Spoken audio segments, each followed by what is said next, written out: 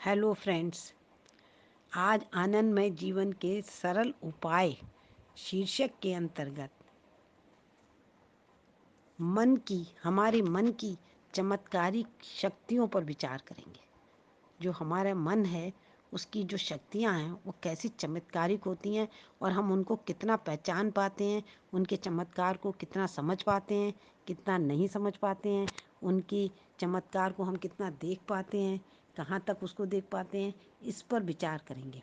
जो हमारा मन है उसकी बड़ी ज़बरदस्त शक्तियाँ हैं, लेकिन हम उनसे परिचित नहीं हो पाते हैं, उनको समझ नहीं पाते हैं और आगे पीछे हो जाते हैं। और अगर हम उस पर ध्यान दें कि मन, जिसको कहते हैं मन, हमारे मन में आया, मन में आता है तो ये मतलब है वो शक्ति है, लेकिन हम उसको समझते नहीं हैं, उसकी वैल्यू नहीं समझ पाते। तो इस पर आज हम विचार करेंगे कि उन शक्तियों के कैसे चमत्कार होते हैं, उनको कैसे समझा जा सकता है, उनका क्या असर होता है और उनसे हम क्या प्राप्त कर पाते हैं, हमारे जीवन पर वो क्या असर डालती हैं। ये सब आज हम इन इस शीर्षक के अंतर्गत ये मन की चमत्कारिक शक्तियाँ क्या हैं, आनंदमय जीवन के लिए क्या सुखमय है, इसके अंतर्गत हम आज उस पर विचार करने जा रहे हैं। हम अपने मन की चमत्कारिक शक्तियों से अच्छी तरह से परिचित नहीं हैं। हम अपने मन को अपने शरीर के अंदर एक अचेतन पदार्थ मानते हैं, इसलिए हम उसकी शक्तियों को भी सीमित मानते हैं।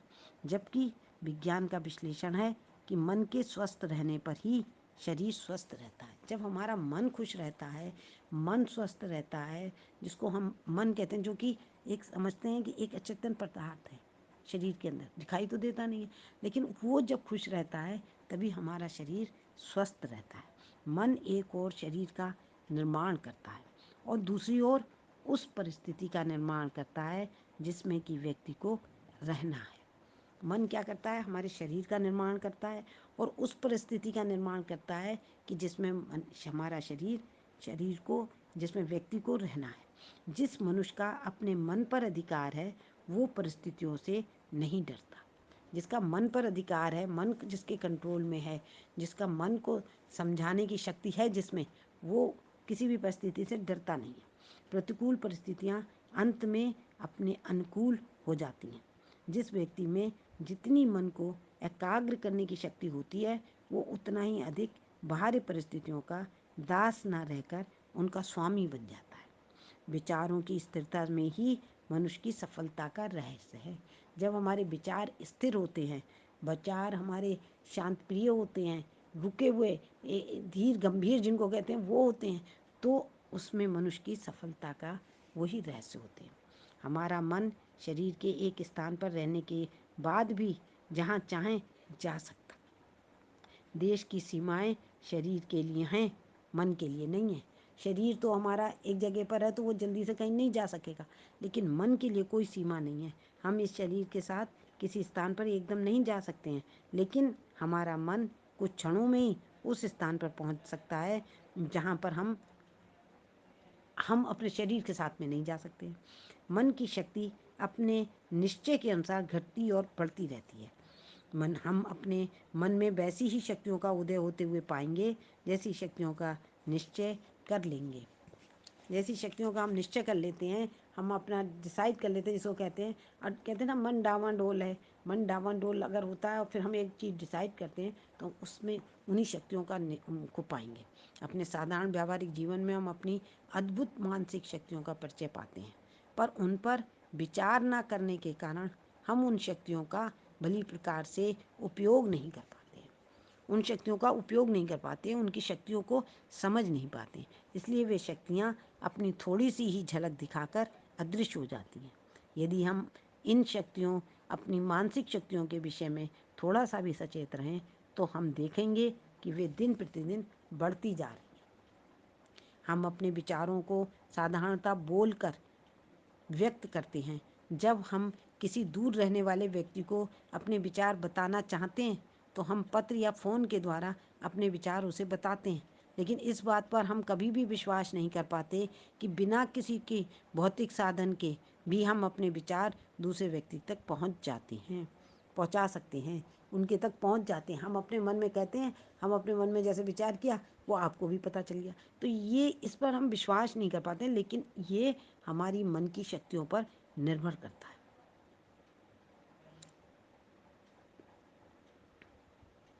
किंतु यदि हम अपने व्यवहारिक जीवन को सत सूक्ष्मता से देखते हैं तो हम भौतिक साधनों के बिना ही अपने विचारों को दूर रह गए व्यक्ति तक पहुंचा देते हैं। हमारे विचार उनके ना प्रकाशित करने पर भी जिस व्यक्ति के विषय में जैसे होते हैं उसको ज्ञात हो जाते हैं। प्रत्येक व्यक्ति अपने मन को एकाग्र करके किसी व्यक्ति को अपनी प्रति धारणा को जानना चाहे तो जान सकता है। अपने मन को एकाग्र करके अपने प्रति आपकी क्या धारणा है, हम अपने मन को एकाग्र करके आपके मन के विचार से आपके मन को आपकी मन में जो विचार हैं उस धारणा को हम जान सकते हैं, अगर हम अपने मन को एकाग्र करने की क्षमता रखते हैं। हम देखते हैं कि जो व्यक्ति हमसे वास्तविक प्रेम करता है उसके विषय में चिंतन करते ही हमारे हृदय में प्रेम भाव उत्पन्न हो जाता है, और जो व्यक्ति हमसे द्वेष करता है उसके विषय में सोचते ही मन क्षोभ से उत्पन्न हो जाता है, क्षोभ से भर जाता है, मन में क्षोभ आ जाता है। इस प्रेम भाव और क्षोभ को भली भांति समझने से दूसरे व्यक्ति के हृदय की स्थिति तो उसका अपने प्रति धारणा का पता चल जाता है। हमें पता चल जाता है कि वो हमसे, अगर हम जिससे प्रेम करते हैं तो उसके विचारों से हमें पता चल जाता है कि वो भी हमें प्रेम भाव से अपने मन में रखता है, और जिससे हम नहीं करते हैं, द्वेष रखते हैं या क्षोभ रखते हैं, वो उसके मन के भी विचार हमें पता चल जाते हैं। हम जितनी एकाग्रता से दूसरे व्यक्ति के बारे में सोचते हैं वो उतना ही अधिक हमारे विषय में चिंतित होता है। वो व्यक्ति हमारे विषय में उतना ही चिंतित होता है जैसे हम सोचते हैं, वो भी उतने ही। मरते समय मनुष्य दूर रहने वाले अपने प्रियजन को बड़ी एकाग्रता से स्मरण करता है। देखा गया है कि जिस व्यक्ति को ऐसा व्यक्ति सोचता है वो दूर रहकर भी कुछ व्याकुलता अनुभव करता है, और वो व्यक्ति या तो जागृत अवस्था में या स्वप्न में उस व्यक्ति को देखता है या उसे याद करता है। ये कैसे होता है? ये मन की शक्तियाँ हैं। इसको समझने से, जिस पे हम एकाग्र होकर ध्यान देते हैं तो हमारी समझ में आता है। जो मनुष्य अपने भीतर जितना ही अधिक अपने मन को ले जाता है वो दूर की घटनाएं जानने की उतनी ही अधिक शक्ति प्राप्त कर लेता है। दूसरे मनुष्य के विचारों को प्रभावित करने की शक्ति तो अपने संकल्प को सफल बनाने की शक्ति भी अपने मन को अपने भीतर ले जाने से ही आती है। हम अपने मन को जितना हम अंदर अपने सोचते हैं, अंदर विचार करते हैं, उतनी ही वो शक्ति बढ़ती जाती है। हमारा आंतरिक मन कल्पनातीत शक्तियों का केंद्र है। आंतरिक मन अपने स्वार्थ का त्याग करने से मन शक्ति की अत्यधिक वृद्धि होती है।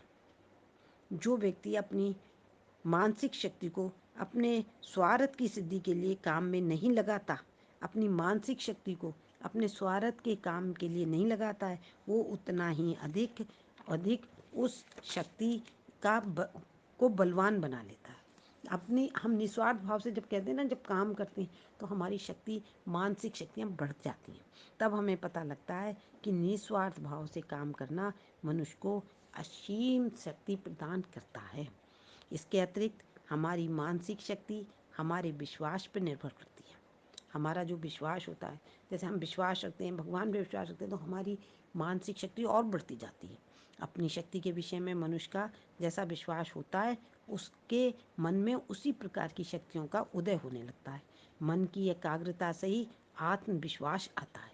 आत्मविश्वास स्वयं में ही एक शक्ति है, और जितनी दृढ़ता से हम मन को एकाग्र करते हैं उतनी ही दृढ़ता से आत्मविश्वास रूपी शक्ति को बढ़ता हुआ महसूस करते हैं।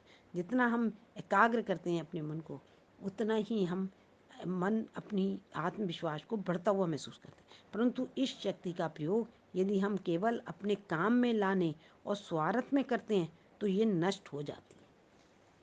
वो आत्मविश्वास अगर केवल हम अपने लिए ही, अपने स्वार्थ के लिए, अपने काम के लिए लगाने लगते हैं तो वो नष्ट होने लग जाती हैं। लेकिन यदि हम निष्काम भाव से इस शक्ति को परोपकार में प्रयोग करते हैं तो ये चिर स्थायी हो जाती हैं और बढ़ती रहती हैं। शक्ति का महसूस होना मन की एकाग्रता पे निर्भर करता है। और उसका स्थायी रहना तब बढ़ना उसके सदुपयोग पर निर्भर करता है। मानसिक शक्ति का संबंध मनुष्य की शारीरिक शक्ति से किया जाता है, परंतु ऐसा नहीं होता है। मानसिक शक्ति है हमारी, तो हमारी शारीरिक शक्ति, हम मोटे तगड़े हैं, बहुत पैसा है, तो समझते हैं कि मानसिक, इसलिए इनकी मानसिक शक्ति। ऐसा नहीं होता है। मोटे ताजे व्यक्ति का मानसिक बल प्रायः नाक के बराबर होता है, और ये देखने में दुर्बल व्यक्ति से सारा संसार डरा रहता है। अगर मोटे से नहीं डरेगा, उसके पास मानसिक बल है ही नहीं, वो खुद घबराया रहता है। लेकिन दुर्बल व्यक्ति से सारा संसार डरता है, क्योंकि उसके पास मानसिक बल है, उसका आत्मविश्वास प्रबल है। जितना आत्मविश्वास शिक्षित व्यक्ति में दिखता है, जितना उसमें मानसिक दृढ़ता होती है, जितना आत्मविश्वास शिक्षित व्यक्ति में दिखाई देता है, जितनी उसमें मानसिक दृढ़ता होती है, उतना ही दिखाई देता है। अशिक्षित व्यक्ति में ना तो उतना मानसिक बल होता है और ना ही उतनी मानसिक दृढ़ता ही दिखाई देती है। लेकिन यदि अशिक्षित व्यक्ति में भी मानसिक एकाग्रता होती है, तो उसमें भी उतनी ही अधिक मानसिक दृढ़ता और आत्मविश्वास उत्पन्न हो जाता है। हमारी जो मानसिक शक्ति है, जो अगर उसमें मानसिक एकाग्रता होती है, शिक्षित नहीं भी है, डिग्रियां नहीं है उसके पास, लेकिन अगर उसमें मानसिक दृढ़ता है, तो उसमें भी उतना ही आत्मविश्वास, उससे ज़्यादा, जिसके पास डिग्रियां हैं, जो सो कॉल्ड शिक्षित हैं, उससे भी ज़्यादा आत्मविश्वास उसमें उत्पन्न हो जाता है। तो जो हमारी हमारे ये इसका ये निकलता है कि रिजल्ट, कि हमारी जो मानसिक शक्तियाँ हैं वो चमत्कारिक हैं। वो हमारे कामों पे, हमारी भावनाओं पे, हमारी निस्वार्थ प्रेम पर बढ़ती हैं। और अगर हम इनसे अपनी तरफ, अपने स्वार्थ के लिए, अपने काम के लिए उनको यूज़ करना चाहते हैं, तो वो बढ़ती नहीं है, वो वहीं पर रहती हैं। इसलिए हमको ये इससे पता चलता है कि जो मन मन है हमारा, वो बहुत चमत्कारिक है। उसको ही कंट्रोल में करना है, उसी को एकाग्र करना होता है। अगर हम इसको एकाग्र करते हैं, तो हमारी जो मानसिक शक्तियाँ हैं, जो हमारा आत्मबल है, जिसको हम कहते हैं आत्मविश्वास, उनमें बहुत है आत्मविश्वास, तो भाई उनमें जो शक्ति है वो उन्होंने एकाग्र कर रखा है अपने मन को, तब ये हमें दिखाई देता है। आज के लिए इतना ही बहुत है। मैं ये आपको दूसरा टॉपिक लेकर आपको दूसरी बात बताऊंगी। Thank you.